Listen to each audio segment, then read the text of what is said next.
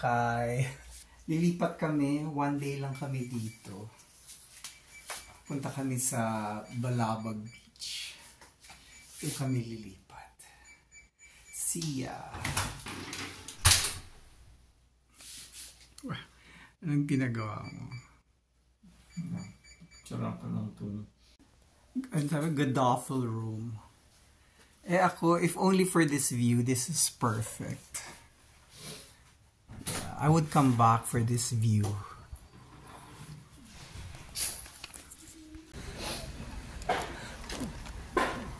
I have 10 pesos. I will try the 10 peso coffee. Dito sa labas ng Jotel natin. So, step 1, insert coin. Select and press. Where do I select? Ito? Here? Macchiato.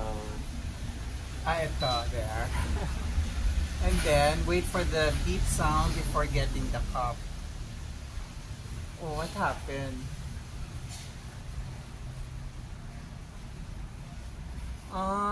Okay. 10 pesos. Pero ihulog ang 2 piso coin. Oh my God. How can I get my coin? It's just there. How do we eject the coin? Cancel. Where's the word cancel? Okay. You just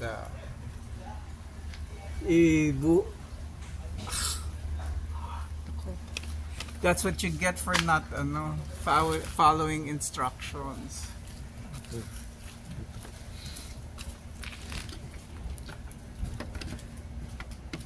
May 2 kang 5 dyan. Kakausapin natin si Pogi.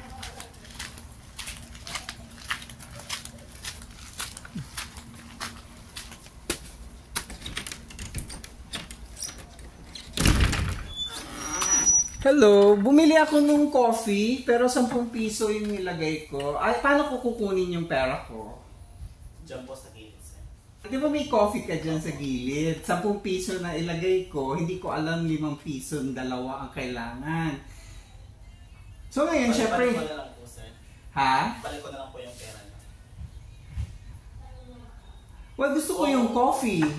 Kung 10 po yung nahulog niyo, sir, bali dagdagan niyo na lang po ng 5 pesos ulit, sir. O di 15 pesos na. O. Pwede lugi ako ng 5 piso. Balik ko na lang siguro po, sir. So hindi na lang ako o-order. Or bibigyan mo ako ng 2.5 para makakakuha ako ng coffee. Buong ano lang po, sir, 10. Okay, ganun din. So hindi na lang ako magkakape. Kasi ang laki-laki nung 10 pesos only. Pagkatapos, nung naano ko na siya, napasok ko na, walang response. Sa gilid na nakalagay, 2.5 piso. Naku. Sana ano na lang talaga. Anyway. Thank you.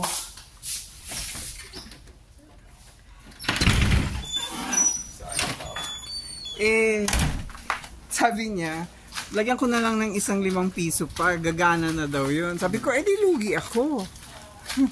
Sabi niya, bigyan mo na lang ako ng, sabi ko, bigyan mo na lang ako ng 2.5 piso para makaka-coffee ako, diba? Anyway, nasa inyo naman yung 10 piso dyan sa loob ko, diba? O, di, niya, wala naman din siyang 2.5 piso. So, sabi ko, sige, hindi ako nakatadhan ng coffee by the wall. Coffee from that wall. So, it's just, wala pang 12, so magla-lunch tayo. Tapos, check-in mamayang 2 p.m. sa kabila. The back beach. Dito pala yung Casa de Estrella.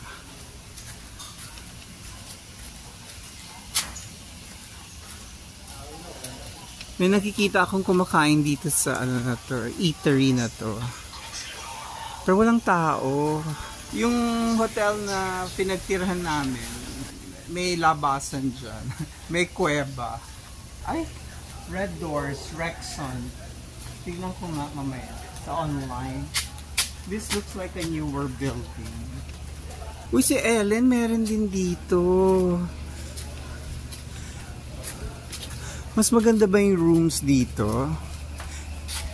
Tignan ko lang. There.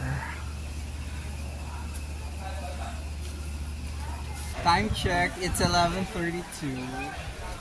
We just checked out from our hotel.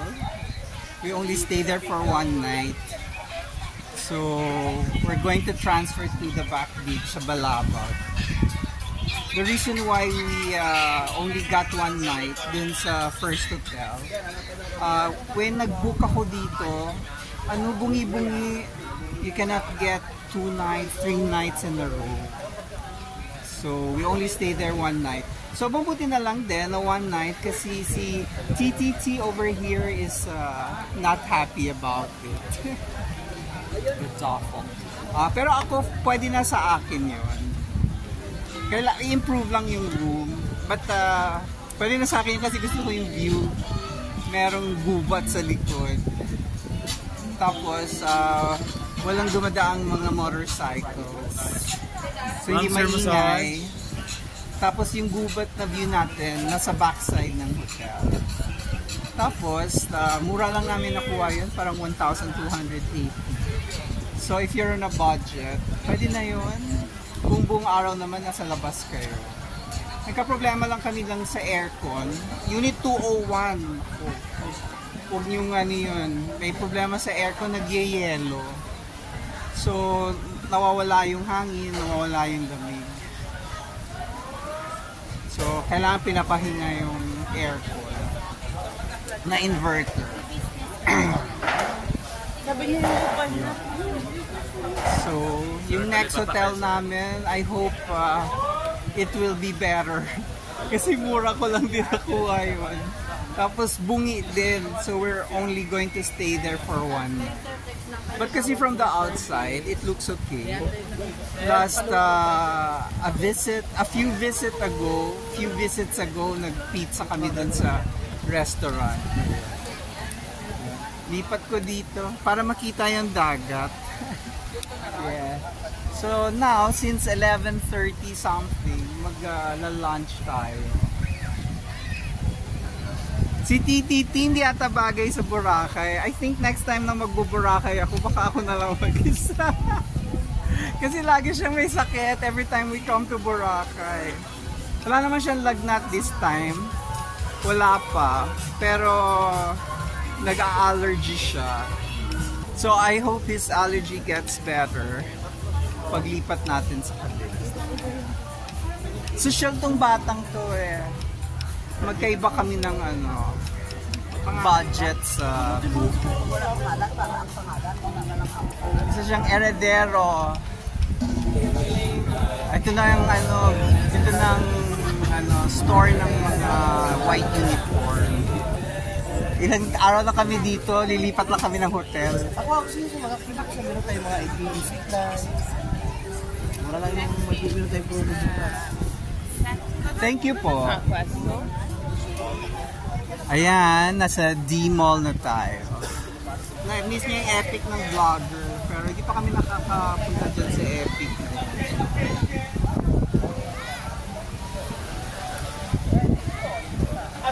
Again. See you again. Sulit ko.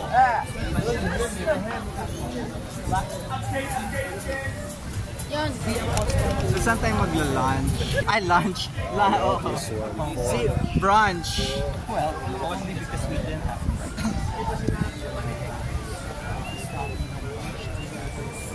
Yeah. Remember? My birthday. Ano ba yan? May honeymoon video.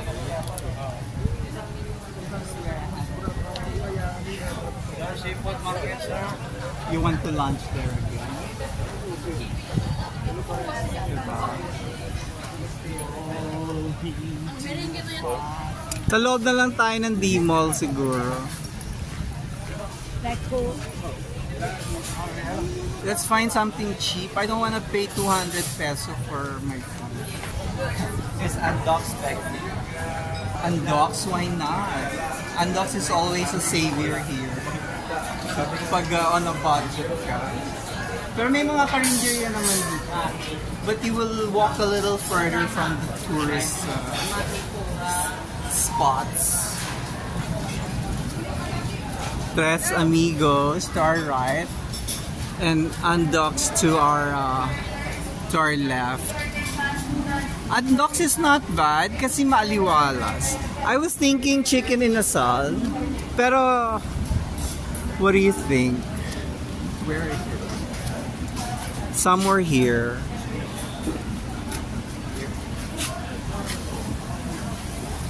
Dito na lang. Mag-Andox na lang tayo.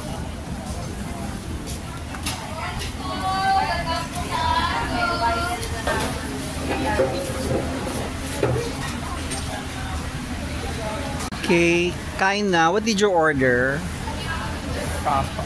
Tapa. Pero at least, generous yung kanilang atsara. Where else can you get a generous serving of atsara? So it's atsara with tapa. Some rice, a little egg. My beef steak has arrived. 75 peso beef steak. There's my beef steak. When you're in Boracay, you eat at Andox. Up until now, nakakita na ako ng Andox sa Makati Ave. Pero hindi pa kami kumakain sa Andox. Malakas naman Makadiretso Barreto ang pag-serve nila sa akin ng aking beef steak. Nandito siya sa parang take-out cup. And then, nandito siya sa this serving kasi nakita ko kay Greta.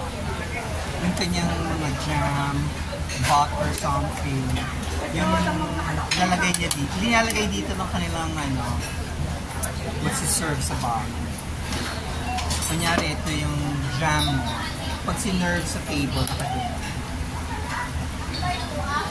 hindi pinapaserve na yung bottle of jam or peanut butter. Lalapag mo lang sa table. I like the cheongsam, white. Hinahawakan natin ng tela. Ay? Di ko type yung tela. It's not the same tela you gave me. It's so it's so pang cortina. Wow. Hello guys! Welcome to the vlog! Welcome to Boracay. Thank you. Oh, maraming kumakain sa I love backyard barbecue. Reviewin natin yung meal ko. Yung 75 na beefsteak, kung sa Carinderia food ko yan binili, I'll have more meat. Or kung sa 7-Eleven ko yan binili, mas marami akong makakain. If you're in the iconic yeah, yun lang. I want to buy a salbabida.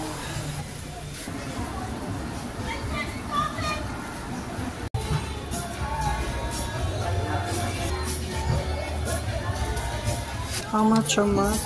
May nagustuhan akong tote. Merong dream catch. 795. Hanapin kita sa Manila.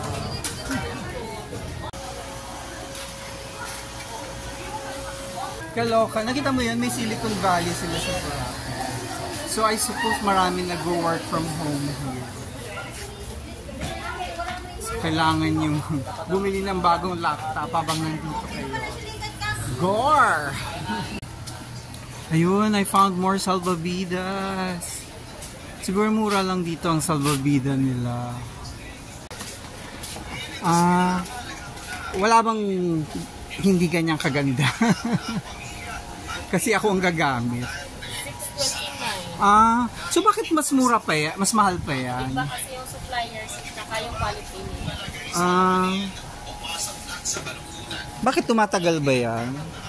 Depende sa gumagamit. Gamit. So ito 399. Sabi mo? Okay. Ito 559. 559. Yun na yun. So ito na yung pinakamura. 399. Yan naman 839. Ito naman 649. Eh mas mahal pa. Eh mas gusto ko na yung ano. Pag yan nabenta, wala ka ng supply. Okay. You look so handsome in your ano vacation attire. Oh, bakit ganyan ang face mo? You look so sad.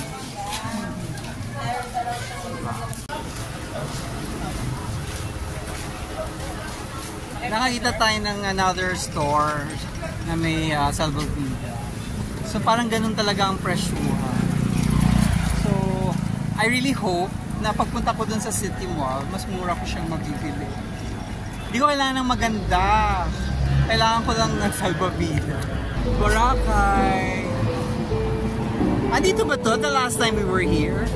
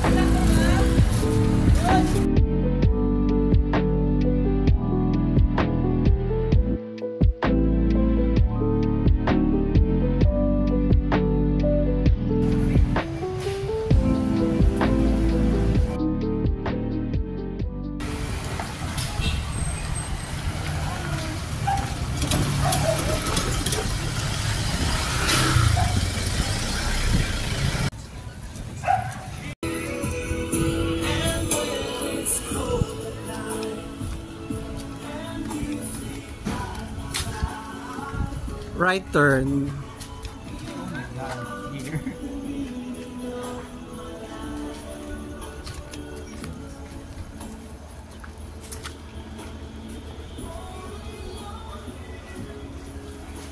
Dito tayo dumaan sa makitid na daan na to kasi paglabas mo dyan, yung Lapalasa na yung tsaka yung Banana Bay something. So mas malapit na siya dun sa Levantine. Okay. So may tentative silang ano dito. Daanan. Careful. Hawak ka.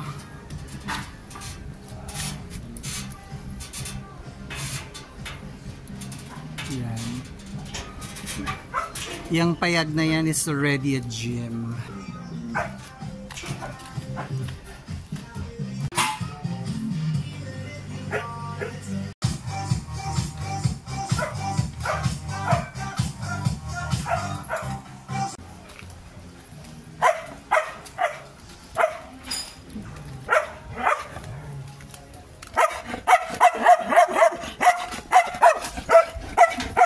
Nagagalit siyang may nakikidaan. Because para hindi ka dadaan dyan pag mahina loob mo. Dad? Yo. My name is 65, I got.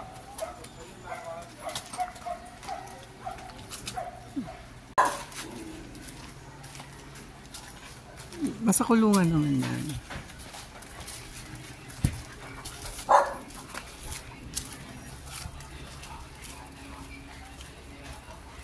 Nasa second to the last leg na tayo. Kasi a few, siguro 50 meters na lang yan.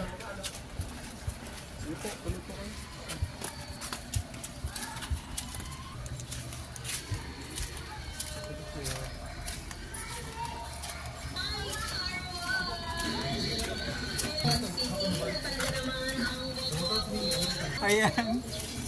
Balabag Beach na. In 5, 4, 3, 2, 1. Taran! We could have taken the route from here. Ayan. But dito ko dinaan si PPP para ma-experience niya ang local vibe. So yung ating hotel nandito sa kanya.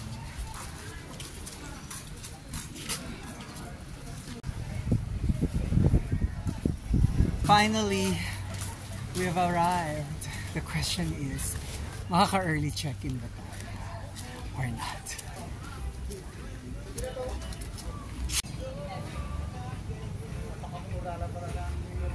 Well, you should feel better na kasi we're here. So, di ka na lang mamamasyal. Ito ka na lang. Ayaw mo magtingin sa doktor.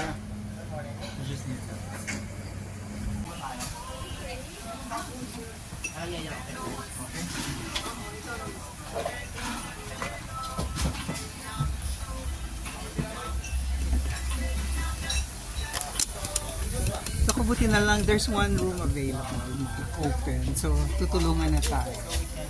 Yes. I will just drink this. Hindi yun siya na lang. Baka maano yan. Okay.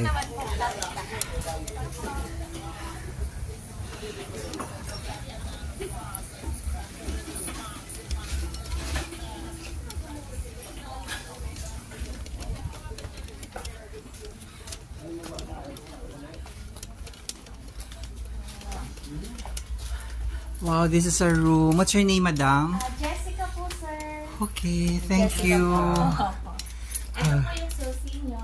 Sige Thank po, you. enjoy stay here Your po. name again po? Jessica po. Jessica. Sige po. Thank you. Si TTT has work. So, sabi ko, kaya nga I chose this. Aside from the fact na mura. Because I'm projecting that the internet is reliable over here. Anyway, we'll end our vlog. Mwah mwah! Please like and subscribe.